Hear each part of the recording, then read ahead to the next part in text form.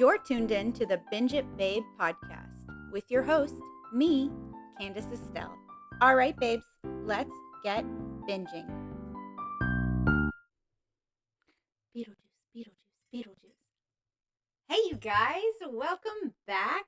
It is October 4th. It's a Friday. The air is nippy, okay? Wear your sweaters, have your teacup, and let's go. Let's talk about this 1988 classic, and also let's spend a little bit of time talking about the very new Beetlejuice 2024-80. After Death. Yeah, the new one. We're gonna chat. I won't spoil that one, don't worry. I will not spoil it. It's too new for me to spoil that one. Um, hey, hi, hello, and how are you, gals and ghouls? I know I usually say babes, but it's the spooky season, so maybe you're now a ghoul and not a babe. Huh? I don't know. So, here we go. This is what we're chatting about. I don't remember, but it'll come to me. Beetlejuice. I said it like 7 times, and then I forgot immediately.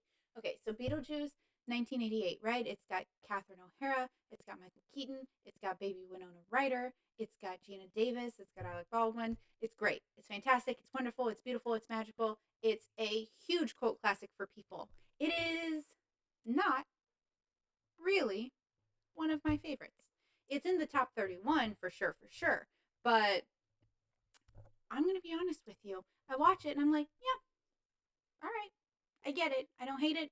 I don't love it. Okay? It doesn't bring me like babysitter. Babysitter I love. And we'll talk about that later in the month. But Beetlejuice, I'm just like, will I watch it? Yeah. Do I really care if I miss it for a year? Nah. Actually, if I'm being even more honest, I hadn't seen it before this year for like at least a decade, I want to say. I watched it because the new one was coming out, and I try to do that where I watch stuff back to back so that I'm totally caught up and I don't forget things, or I'm able to notice certain, details or callbacks or Easter eggs. And so I did. I watched that, and then I went and I watched the new one in September. And, now I'm able to do the episode here for this. So this is about 2 different families. It's about the Maitlands and it's about the Deetz family. And the Maitlands are Gina Davis and Alec Baldwin, and they're adorable, dorky, boring couple, right? Okay. They're really really early, 80s Midwest vibes, okay? I know that they're on the East Coast, but that's the vibe they give. Like homely, humble, nothing wrong with it. A little boring for my taste, but overall, nothing wrong with it. And they're going to the store, I think, to get like paint for the little models that they do, and they end up in a car accident and they die, but they don't know they're dead. So then they're back in their house and they're trying to do stuff, but then people are there and like moving around, and they're like, "What are you doing in our house?" And they don't see them, they don't notice them because they're ghosty wosties. Anyway, so then they start trying to like figure out what to do. They find their handbook for the recently deceased, and they end up, I don't know, in the underworld bureaucracy system. And it is like, it's 3 months later by the time they get back because time is weird there. And so they've checked in, and the lady's like, "You want him gone? Haunt him, but don't be too crazy about it, right?" Like, and then Gina Davis's character is like, "Oh, we saw this little flyer for Beetlejuice," and the lady was like, "No, he used to be my assistant. The answer is no. Like, don't. Those are not the message, right? Like, these are not the droids you want." And so she's like, "Oh, okay." And then they are trying to be really spooky, like they're using sheets and stuff like that. It doesn't work. Lydia takes a picture of them with her Polaroid, which I loved, and she notices that there's no feet. So she's like, "Oh, this isn't a weird thing."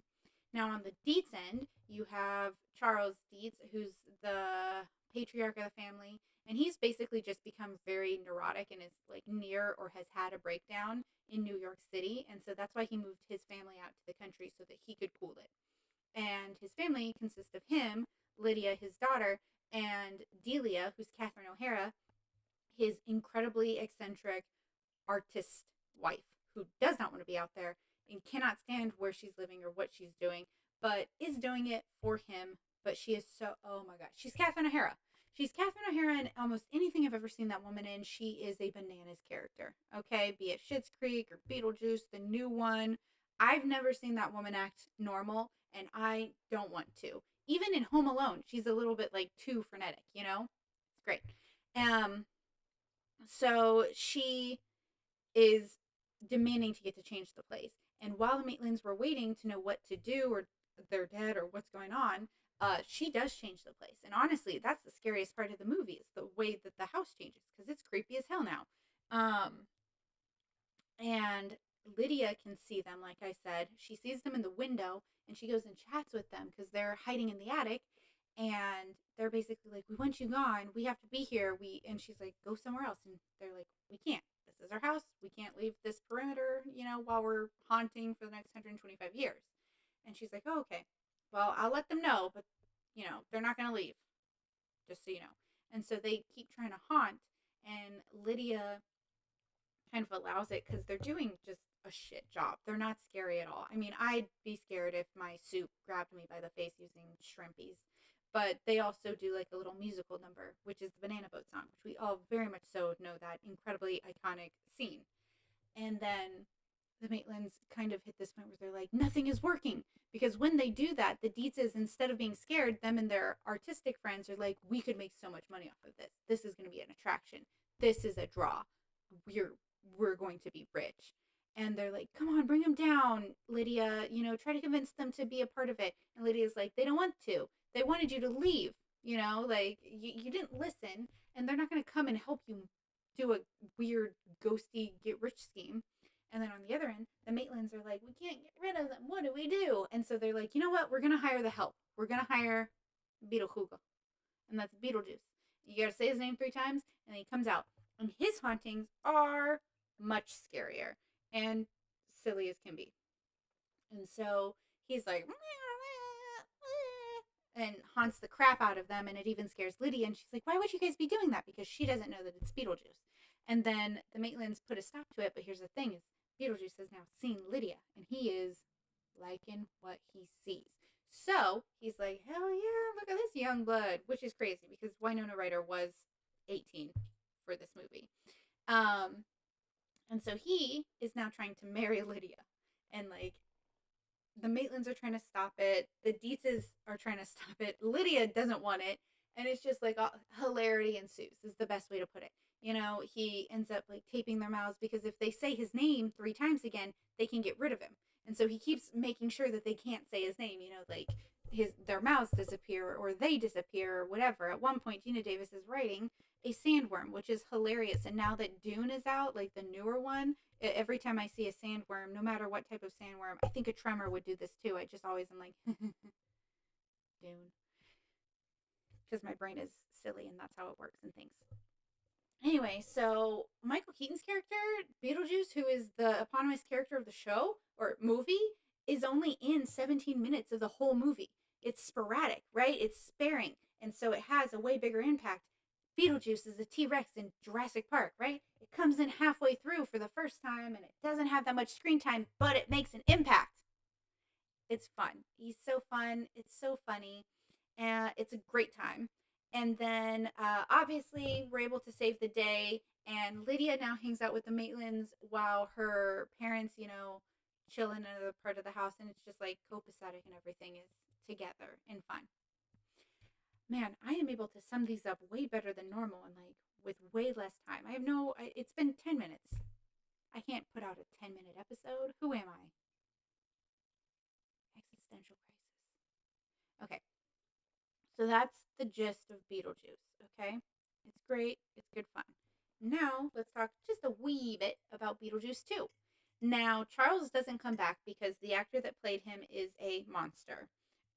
Which is why I just won't even mention who it was because he doesn't need credit because he sucks. But they do a pretty clever job of making sure that he never appears on screen. And that is because he dies.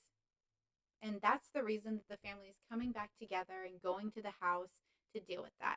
And they also mention like a little loophole is the reason the Maitlands aren't there. Now, obviously, Gina Davis and Alec Baldwin couldn't reprise their roles because ghosts shouldn't age.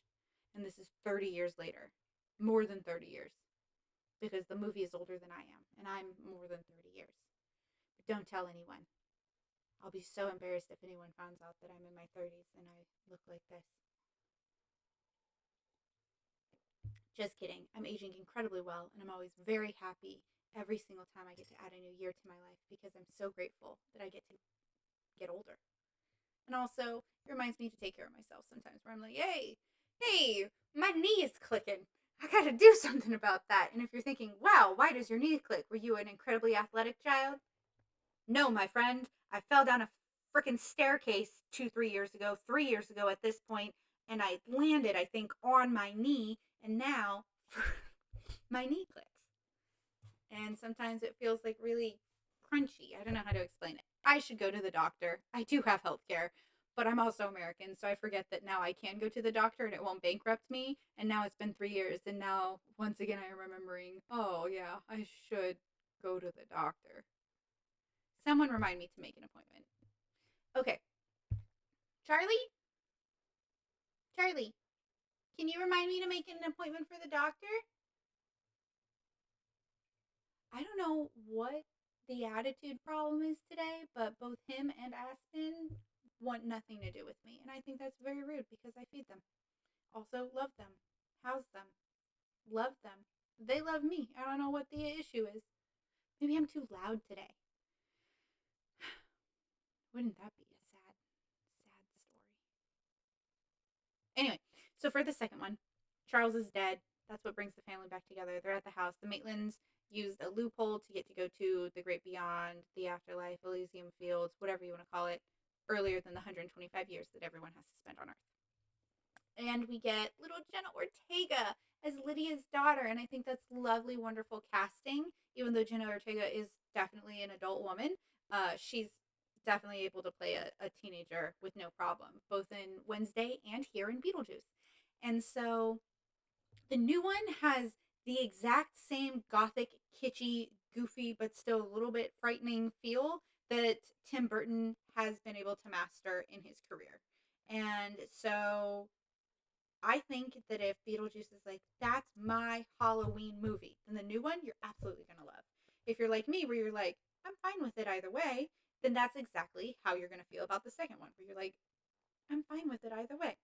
Now, the only big critique I'll have, and this isn't really a spoiler, but it's definitely a piece of the next movie, is that Lydia is like a broken woman.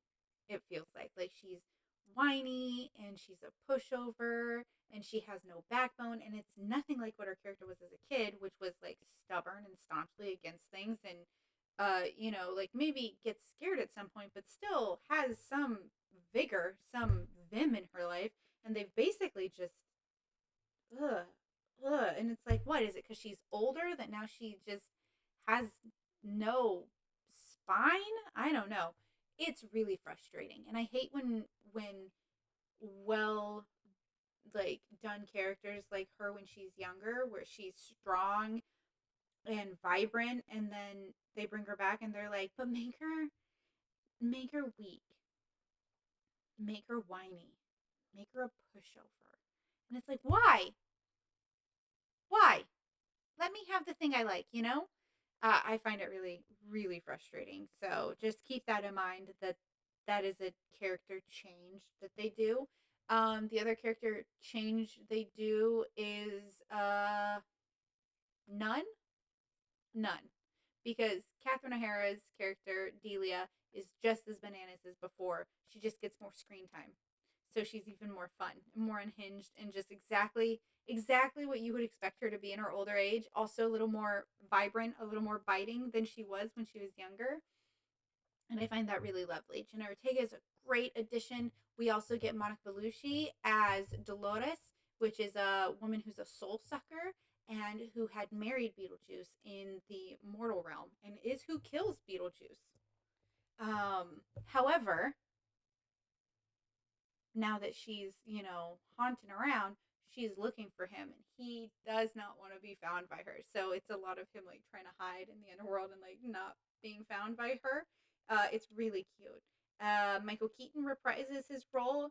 I feel like he has more screen time than he got in the first movie, which is great because it's still not too much, you know? It's still not like, oh God, him again. It's very fun, it's very kitschy. Miles Miller and Alfred Goh are who wrote the screenplay to this movie, maybe some other person.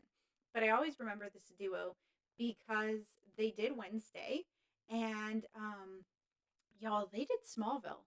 And Teenage Me is like, that was my thing. Teenage Me loves Smallville. I love Superman. Okay? And I'm a Marvel girl, but like Superman, I'll make an exception, I guess, you know? So it was really fun to get to see that they put together this screenplay. It feels just like any Tim Burton film, right? Like I said, whimsical and kitschy, but dark.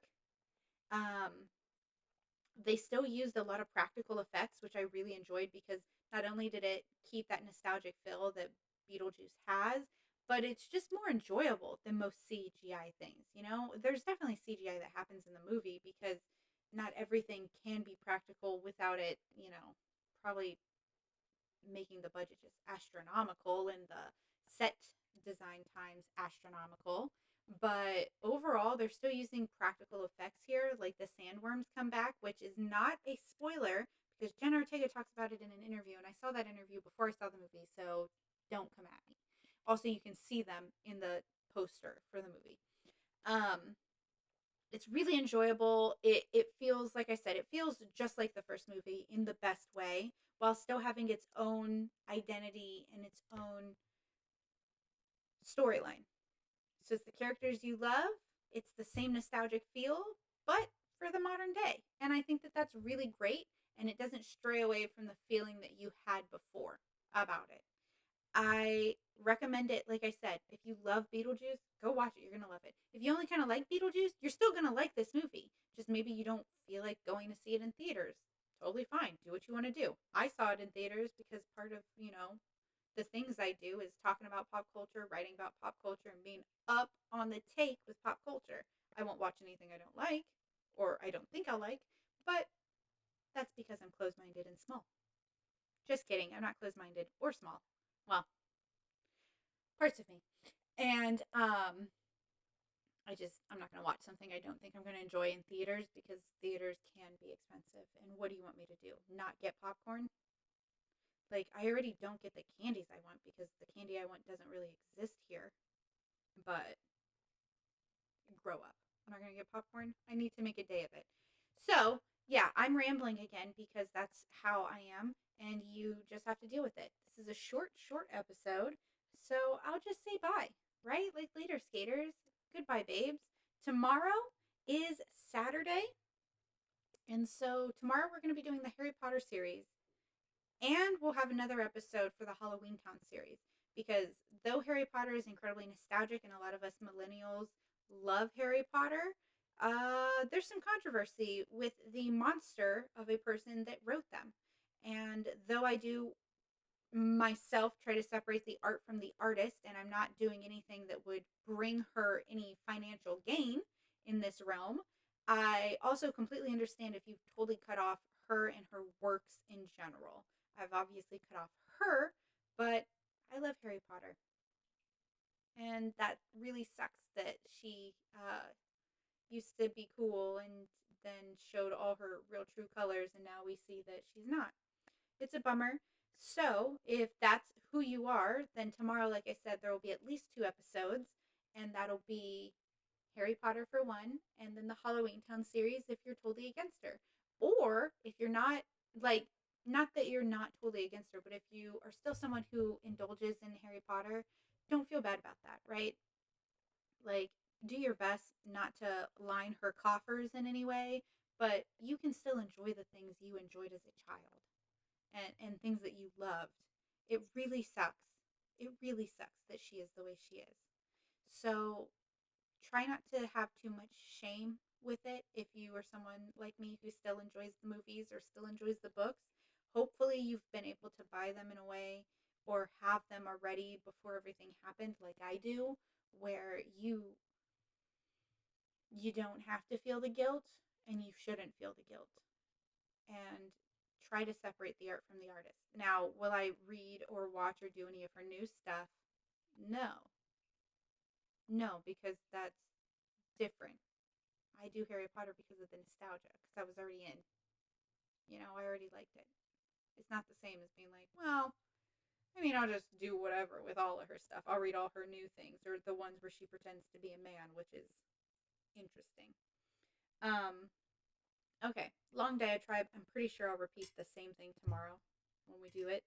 But just keep that in mind, okay? If it's not for you, it's not for you, and that's a-okay. I promise. And I'm sorry if it's offensive to you that I've chosen this series at all. I get it, but I think I think it would be cowardly for me to not include it and pretend that that's not something that I was going to watch or that I do watch or that I do read. I do, okay? I still watch it. I still read it. I don't in any way give her money. I'll say it like that, right? I don't in any way contribute to her financially. That's the best I can do. That and not, I never even read like Fantastic Beasts or anything like that because when I found out about those, that was after the time. Just didn't add it to my queue.